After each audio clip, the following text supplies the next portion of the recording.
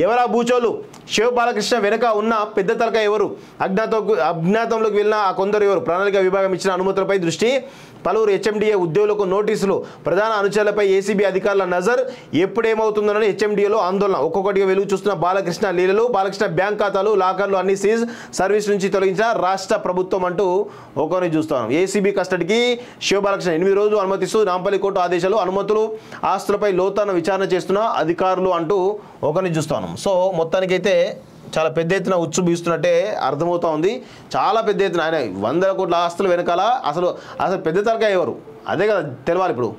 Homes infra సంస్థ, Solleru village, Yadadri Bhuvanagiri district. Lakshmi Narasimhaswamy ఆశీస్సులతో మా కస్టమర్లకు అందుబాటు ధరలోనే ఈ అద్భుతమైన ప్రాజెక్ట్ ని మీ ముందుకు తీసుకువచ్చా. మా ఈ ప్రాజెక్టులో ఇండిపెండెంట్ హౌసెస్ కట్టుకోవడానికి ఓపెన్ ప్లాట్స్ కలవు. హౌస్ ఎలివేషన్ ఈ విధంగా ఎక్సలెంట్ గా ఉండబోతోంది. ఈ అద్భుతమైన అవకాశాన్ని సద్వినియోగం చేసుకోగలరు.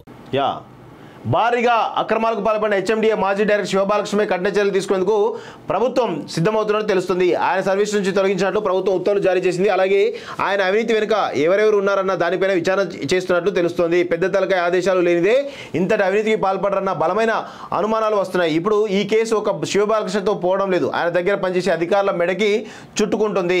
ఆయనతో పనిచేసే అధికారులను కూడా ఏసీబీ అధికారులు విచారించనున్నారు. దీనిపై ఫోకస్ పెట్టినట్టు తెలుస్తుంది.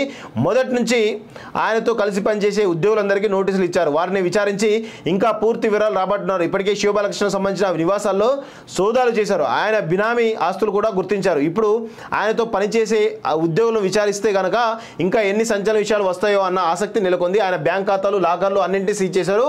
ఆయన కస్టడీలోకి తీసుకొని విచారించాలని ఏసీబీ అధికారులు భావిస్తున్నారు. శివ బాలకృష్ణ కస్టడీ పిటిషన్పై విచారణకు రానుంది అంటూ ఒకరిని చూస్తాను. సో మొత్తానికైతే ఈయన పైన ఉచ్చు బీస్తున్నట్టయితే క్లియర్గా అర్థమవుతుంది.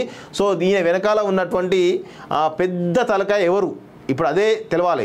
సో మొత్తానికి అయితే 14 days కస్టడీకి ఇచ్చారని తెలుస్తోంది. దీంతో ఆయన చుట్టూ పెద్ద ఎత్తున ఉచ్చు బిగించే అవకాశాలు అయితే బలంగా కనబడుతూ ఉన్నాయి. ఖచ్చితంగా శివ బాలకృష్ణ ఆస్తులే 100,000 కోట్లు ఉంటే ఇక దాని పై ఆఫీసర్లు అదేవిధంగా మంత్రులు ఏ విధంగా ఉంటారో అర్థం చేసుకోవాలి.